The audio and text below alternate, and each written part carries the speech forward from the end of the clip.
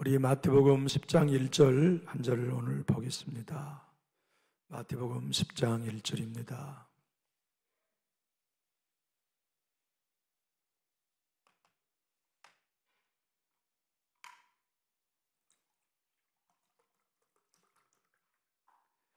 우리 한 목소리로 합독하겠습니다. 예수께서 그의 12 제자를 부르사 더러운 귀신을 쫓아내며 모든 병과 모든 약한 것을 고치는 권능을 주시니라. 아멘.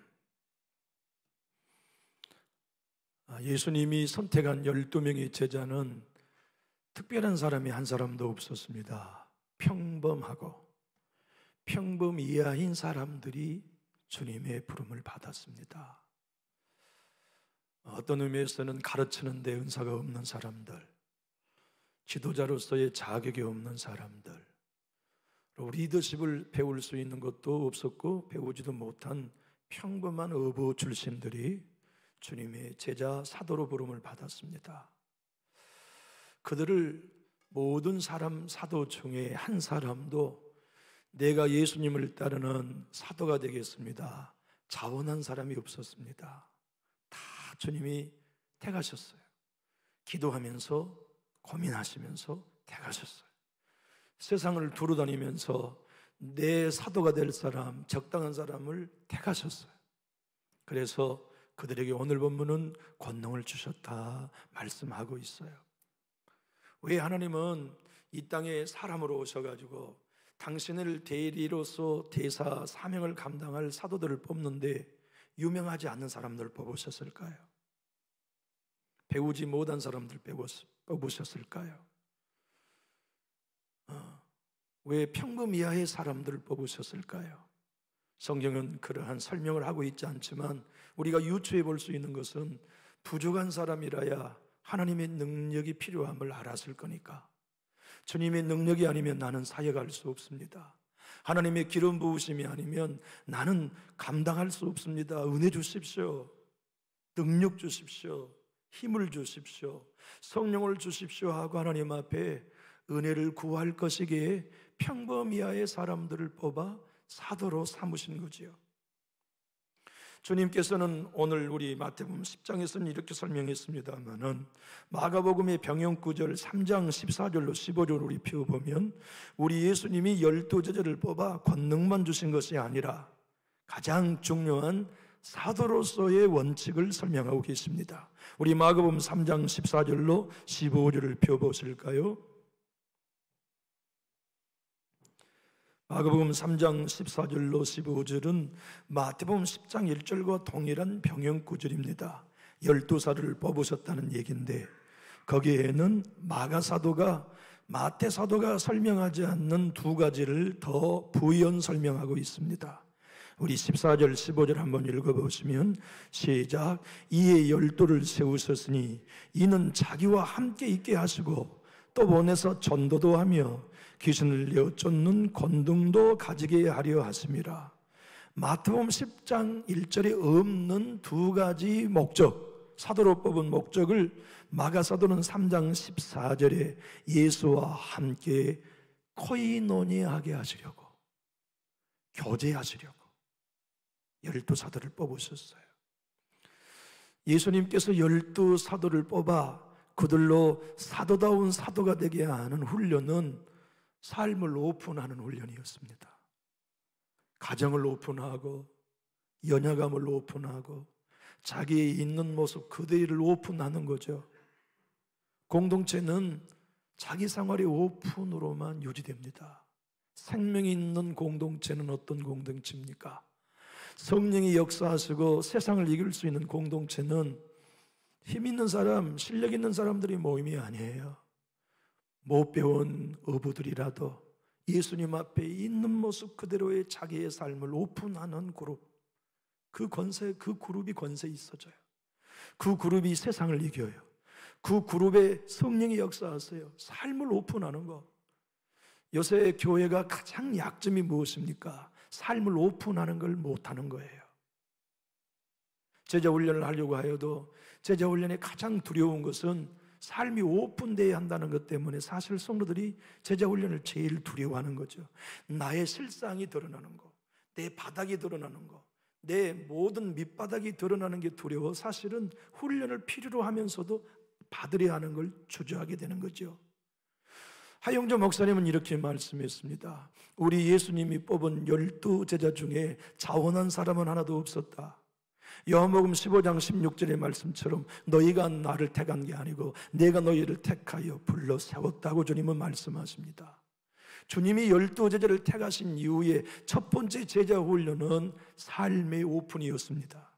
그러나 요즘의 성도들은 삶을 오픈하려 하지 않습니다. 이중적 사고 때문입니다. 신앙생활과 가정의 삶의 차이를 극복하지 못하는 것 때문에 드러낼 수 없는 이유로 삶을 오픈하지 않습니다. 여러분, 요즘에는 서울에 지난번에 목사님들 몇 분을 만나가지고 대화를 나눴는데, 충신교회는 이 가정 예배뿐만 아니라 구역 예배가 얼마나 잘 살았는지 모른대요. 충신교회 진짜 엘리트들만 모이는 교회잖아요. 근데 이 교회 젊은이들이 이 코로나의 환경 속에서 젊은 가정들이 이 소그룹을 모여서 구역 예배를 쉬지 않고 이 코로나 기간 동안에 왔다는 거예요. 왜 이 교회는 이토록 이것을 중요하게 여기냐면, 소그룹, 다시 말하면 삶을 오픈하는 그룹이 되지 않고는 공동체가 생명을 가질 수가 없다는 걸 알고 있는 거죠. 그래서 그 공동체에 속해 있는 젊은이들이 요즘 아파트 오픈 안 하거든요. 세댁들이 집 오픈 안 해요. 가정에서 구역 예배 하자면 공개하지 않거든요. 그러나 신앙의 출발이 가정의 오픈에 있다. 사는 형편 그대를 오픈하는 거, 내 교우들에게 내 삶을 오픈하지 않고 어떻게 교제가 되냐? 어떻게 교제가 되냐? 내가 임대 아파트 살아도 가정을 오픈하고, 내가 32평에 살아도 가정을 오픈하고, 있는 모습 그대로 교우 공동체에게 공개함으로써 교제가 되는 것이기 때문에 그 교회는 그렇게 한다는 거예요. 그런데 다른 서울의 교회들은 이제 젊은 세대들이 여전도에도 참여하지 않고 남전도에도 참여하지 않고 구역 예배는 더더욱 참여하지 않고 예배하면 도망간다는 거예요. 이제 그런 교회가 가지고 있는 특징은 무엇입니까? 코이노니아가 이루어질 수 없는 거예요. 코이노니아가 이루어지는 아는데 어떻게 성도의 아픔을 알겠습니까? 눈물을 알겠습니까? 애환을 알겠습니까? 무슨 중보기도가 있겠고 무슨 사랑의 교제가 있겠어요? 예수님은 12제자를 뽑으셔서 사도로 부르시는 그 거룩한 사역 중에 첫 번째가 오픈하는 거예요. 있는 모습 그대로 오픈하는 거. 삶을 오픈하고 연약함을 오픈하고 바닥을 오픈하고 내 자신의 무능을 치장하고 과장하지 않고 오픈해서 난 이런 사람입니다. 난 이렇게 연약합니다. 여러분의 기도가 필요합니다. 여러분의 도움이 필요합니다. 함께 교제할 수 있는 코이노니아가 사도들을 만들게 하는 하나님 예수님의 교육 방법이었어요. 어떻습니까? 우리가 서로 신앙하면서 내 가정의 어려운 점 기꺼이 기도 제목으로 공유할 수 있나요? 내 자녀에게 어려움 만난 일들을 숨기기 바쁘지 않고 기도해 주십사, 중보해 주십사, 얼마든지 오픈할 수 있나요? 오픈하는 공동체라야 세상 이깁니다. 오픈하는 공동체라야 권능이 나타납니다. 오픈하는 그룹이어야만 예수의 생명이 나타나요. 권능은 맨 나중입니다. 권능은 맨 나중입니다. 예수님과 함께 삶을 나누는 공동체 가운데 그들이 아픔을 가지고 기도하고 눈물을 가지고 기도하고 애환을 가지고 기도하고 상처를 공개하여 내놓고 기도할 때 회복이 있어요. 성령이 임재하세요. 권능이 나타나거든요. 우리 교회가 살아야 할 길은 오픈입니다. 목회자도 자기를 오픈하고 성도 여러분도 자기를 오픈하고, 오픈한 게 소문으로 회자되지 않고 모두가 다 내 아픔인 것처럼 보듬어주면서 중보할 수 있는 그룹의 환경이 되어야 교회가 세상을 이겨요. 성도들을 끌어품을 수 있어요. 살려낼 수 있어요. 생명의 공동체가 되는 거죠. 주님은 평범이하의 사람들을 제자로 뽑으셔서 그들에게 위대한 삶을 살게 할 수 있는 비밀 병기를 가지고 계셨습니다. 그것이 권능이었습니다. 베드로와 같은 평범한 사람에게 예수님이 권능을 주시면 결코 평범하지 않는 비범한 일을 이루게 하시는 비밀 병기가 하나님께 있습니다. 예수님께 있습니다. 권능이지요. 연약한 모습 그대로를 오픈시킨 주님은 제자들에게 너희들의 연약함으로는 안 된다. 너희의 부족함으로는 못한다. 너희의 타고난 생리 가지고는 못한다. 그러나 내 권능이면 된다. 내 능력이면 된다. 내가 주는 성령의 능력이면 된다는 것을 주님이 12 사도에게 보이셨고 저와 여러분에게도 보여주고 계십니다. 여러분, 우리의 신앙생활 가운데 우리 힘으로만 하란다고 하면 완주 못합니다. 믿음의 길, 주님께 받은 사명의 길 끝까지 달려가지 못합니다. 그런데 하나님이 능력 주시니까 능력 주시는 자 안에서 모든 것이 가능하도록 끝까지 달려갈 수 있죠. 그런데 오늘 본문의 말씀을 보면 이 권능을 주신 시점이 주목할 만합니다. 우리는 일반적으로 오순절에 성령이 충만히 임하시고 난 다음 제자들에게 권능이 임했다고 생각되지만 본문은 아니에요. 오순절이 훨씬 이전에 주님이 제자들을 뽑자마자 그들에게 권능을 주셨다고 마태 사도는 설명합니다. 마가 사도도 설명합니다. 권능은 성령이 오순절에 임하고 난 다음 임한 게 아닙니다. 부르시자마자 권능을 주신 것이죠. 이것을 믿느냐가 중요합니다. 이것을 믿고 부족해도 연약해도 우리 공동체를 통해서 부족한 나를 통해서 하나님은 오늘 또 일하실 수 있다는 걸 믿음으로 반응한 그 사도, 그 하나님의 사람들을 통해서 주님의 권능은 오늘 또 비범하게 나타나실 것입니다. 여러분과 저에게도 언젠가 주님 산에 올라가 소나무 하나 뽑으면 권능 임한 게 아닙니다. 예수를 믿기로 작정하여 예수를 나의 구주로 영접한 순간 권능은 우리에게도 주어졌습니다. 스미스 길스워스 목사님은 그래서 이렇게 당부했습니다. 하나님을 가장 못 오가는 말은 성령의 능력을 받아야 권능이 나타난다는 말입니다. 성경 어디에 그런 말이 있습니까? 12 사도를 부르자마자 권능을 주셨습니다. 그것을 믿는 것이 가장 중요한 일입니다. 사랑하는 교우 여러분, 베드로 사도에게 있던 권능이 여러분에게 주어졌습니다. 저에게 주어졌습니다. 우리 모두에게 주어졌어요. 어떤 훈련을 통과하고 과정을 통과하고 난 다음 그 권능을 주시는 게 아닙니다. 부르시자마자 예수를 영접하자마자 성령을 주셨어요.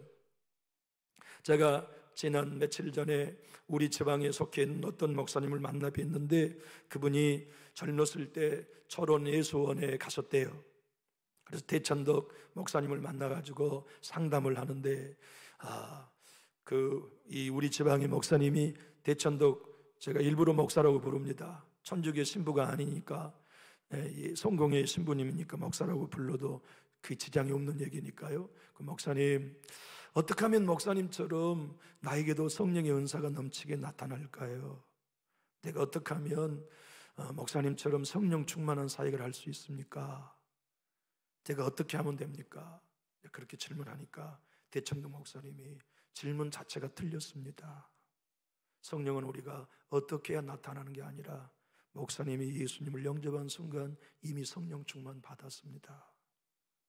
이미 권능을 받았습니다. 그걸 믿고 사용하십시오. 대천동 목사님과 함께 꽃갱이질을 하면서 성령을 받는 거예요. 청년들이 함께 호미를 가지고 김을 매면서 청년들이 방언받는 거예요. 일반적으로 생각하면 그분은 무슨 영적 대가 같잖아요. 성령의 은사와 능력을 가지고 다니면서 언제든지 나누어 줄 수 있는 어떤 배달꾼 정도로 우리는 영적 대가라고 느껴지잖아요. 그들은 영적 대가가 아니라 믿는 겁니다. 성령을 하나님께서 예수를 구주로 영접하는 순간 나에게 충만하셨다고 믿는 거예요. 성령의 권능을 나에게 충만하셨다고 믿으니까 삽질하면서 성령 충만이 청년들에게 전가되는 거예요. 호미질을 하면서 성령 충만이 청년들에게 전달돼요. 아침 식사를 하면서 성령 충만을 받아요, 청년들이. 대천덕 신부에게 함께 대화를 나눠본 적이 없지만 그 할아버지를 제가 알아요. 만나서 한 게 아니라 책을 통해서 만났는데 아레이 토레이 목사님이에요. 장로교 목사님입니다. 대천덕 신부의 아버지는 침례교 목사님이에요. 본인은 성공의 신부고. 그런데 그 할아버지가 D.L. 모디 신학교의 일대 학장이었어요. 성령 충만을 받는 법이라는 책에서 아레이 토레이 목사님이 이렇게 말합니다. 성령 충만은 예수 그리스도를 구주로 영접한 순간 모든 그리스도인이 받았다. 하나님이 그렇게 약속하신 것이기 때문에 믿어야 된다. 그 할아버지 영향도 받았던 모양이에요. 우리는 생각합니다. 권능은 특별한 은사자들만에게 전유물이라고. 성령의 권능은 특별한 영적인 체험을 하는 사람, 직분을 가진 사람들에게만 나타날 수 있는 희귀한 일이라고 생각하기 쉽지만 오늘 본문은 틀림없이 말씀합니다. 3년 6개월 지나서 권능 받은 것도 아닙니다. 시험을 치러서 통과했을 때 권능 주신 것도 아닙니다. 당신이 제자로 부르는 바로 그 순간 권능을 주셨다고 마태 사도도 마가 사도도 증언해 주고 있습니다. 우리가 그것을 믿느냐 믿지 못하느냐의 차이이지요. 그러면 이렇게 질문할 수 있습니다. 실제로 그런 권능을 받은 12사도가 공관복음을 보면 그들의 능력이 많이 나타난 건 아니잖아요. 그들이 오순절에 성령이 임하시고 난 다음 능력이 나타났지 않았습니까? 맞습니다. 성경은 틀림없이 그랬습니다. 그런데 이 설명을 스미스 겔스워스 목사님은 이렇게 설명합니다. 권능이 임했지만, 모든 그리스도인의 권능이 임했지만 그 권능은 자기의 생명을 미워하고 죽인 만큼 비리에 나타난다. 내 자아의 생명을 죽인 만큼 내 안에 충만함이 나타납니다. 권능이 나타납니다. 그래서 모든 그리스도인이 성령의 권능, 예수님의 권능을 받았다 하여도 나타나지 않은 이유는 안 죽으니까 나타나지 않아요. 내 자아를 부인한 만큼, 내 고집을 부인한 만큼, 내 자아의 생명, 옛 생명을 십자가에 못 박고 부인하는 만큼 하나님의 권능이 비례해서 우리에게 나타나거든요.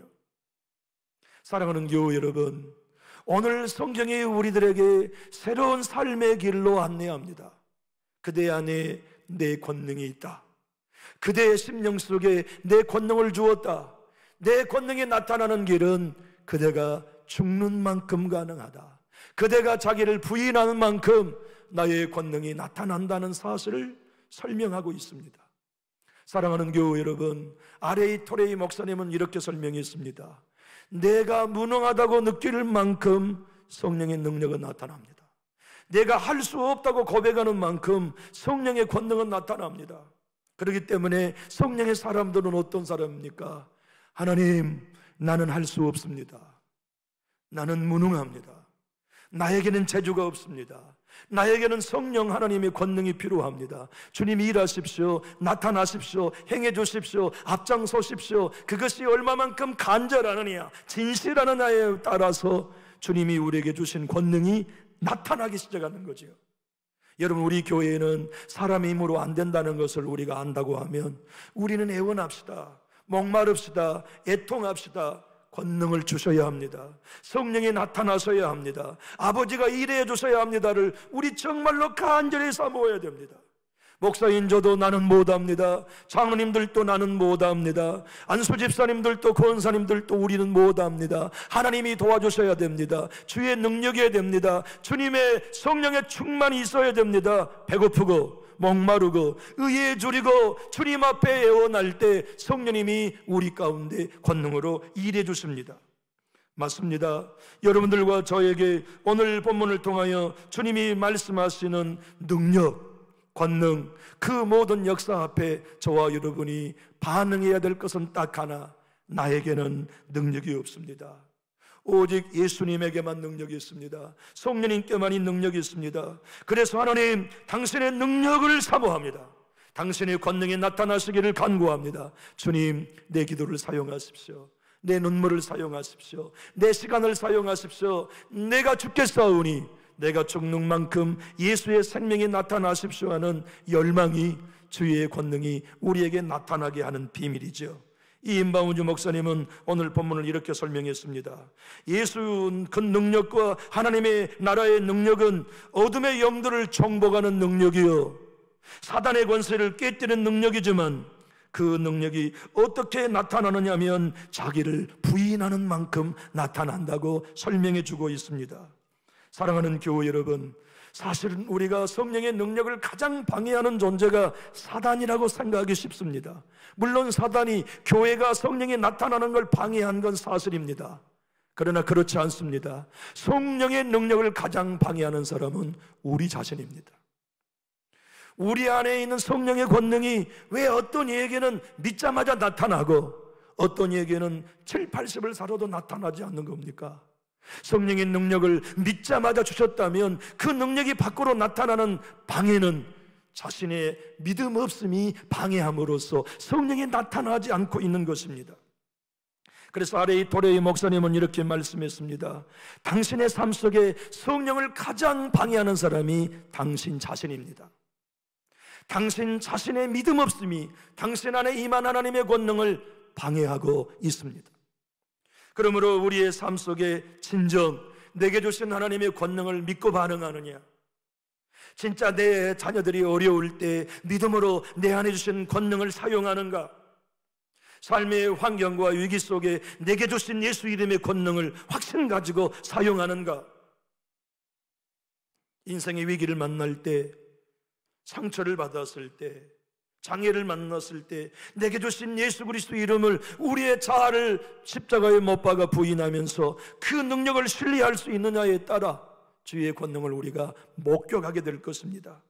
한국 프리세트의 총재를 맡고 계신, 대표를 맡고 계신 김경성 목사님은 이렇게 말씀합니다. 대부분의 그리스도인은 유람선을 타는 신앙을 삽니다. 먹고 마시고 쉬고 좋은 교제의 신앙의 삶을 영위하려고 듭니다. 그러나 신앙은 유람선이 아니라 전투함이어야 합니다. 어둠의 영과 싸우고 더러운 영들을 제압하며 하나님의 나라를 성령의 권능으로 승리를 이뤄갈 수 있는 그리스도의 삶은 유람선이 아닌 전투함이어야 합니다. 여러분, 우리 교회가 어둠의 영과 함께 싸웁시다. 우리가 중보하며 어둠의 영을 제압합시다. 제가 만약 이렇게 선언하신다 한다면 여러분 기꺼이 영적인 전투에 고민 없이 뛰어들 준비되셨습니까? 정말 우리가 이번 한 주간 동안 전주시의 역사한 어둠의 영을 묶어냅시다. 분열의 영들, 이당의 영을 묶어내는 영적 싸움을 싸웁시다 한다면 목이 터져라고 기도할 수 있나요? 정말 우리가 새벽에 함께 기도합시다. 우리 장로님들이 제 목을 걱정하셔가지고 약도 사다 주시고 아주 막 최선을 다해 제 목을 치료하기 위해 애쓰세요. 고마워요. 얼마나 고마운지 몰라요. 아침에도 약 먹고 그 약, 점심에도 약 먹고 저녁에도 약 먹고 그래서 많이 좋아지고 있어요. 근데 진짜 약은 제가 통성 기도하지 않게 해주셔야 돼요. 여러분이 소리내서 기도해 주셔야 돼요. 제가 왜 목이 다 찢어진 줄 알면서도 소리내어 기도하면 목이 다 상한 줄 알면서도 소리내어 기도해야만 할까요? 내가 통성으로 기도하지 않으면 우리 교회 기도를 이끌 수 있는 사람들이 많지 않기 때문에 목이 찢어져 가면서도 기도하는 거예요. 여러분이 저를 정말 사랑하신다면 목사님 이제 통성 기도하지 마십시오. 제가 소리내어 기도하십시오가 여러분에게 돼야 돼요. 여러분, 영적인 전투는 여러분과 제가 소리내어 기도하는 법 배워야 합니다. 통과해야 합니다. 소리내어 외치는 기도 가운데 예수의 권능이 드러납니다. 어떤 우리 권사님이 저에게 그런 말씀을 하시더라고요. 목사님, 우리에게 아무개 장로님이 불같이 기도하신 장로님이었어요. 그 아무개 장로님은 정아무개 장로님이라고 그랬어요. 연세대신 권사님이 그런 얘기를 하세요. 저는 우리 장로님이 소리내어 기도하는 음성을 다시 듣고 싶어요. 그렇게 우리 교회 모 권사님이 저에게 얘기하시더라고요. 그래서 그러셨어요? 야, 제가 언젠가 한번 얘기해 볼게요. 오늘 얘기합니다, 장로님. 여러분들이 기도하실 때 정말 소리쳐서 기도해 주셔야 제가 목을 가다듬을 수 있어요. 제가 목을 치료할 수 있어요. 지금 우리 교회가 영적인 싸움이 얼마나 필요합니까? 지금 우리 교회가 얼마나 권능이 필요합니까? 지금 우리 교회가 얼마나 성령의 능력이 필요한 때입니까? 우리 함께 애원합시다. 이미 성령의 권능을 우리 모두에게 다 주셨습니다.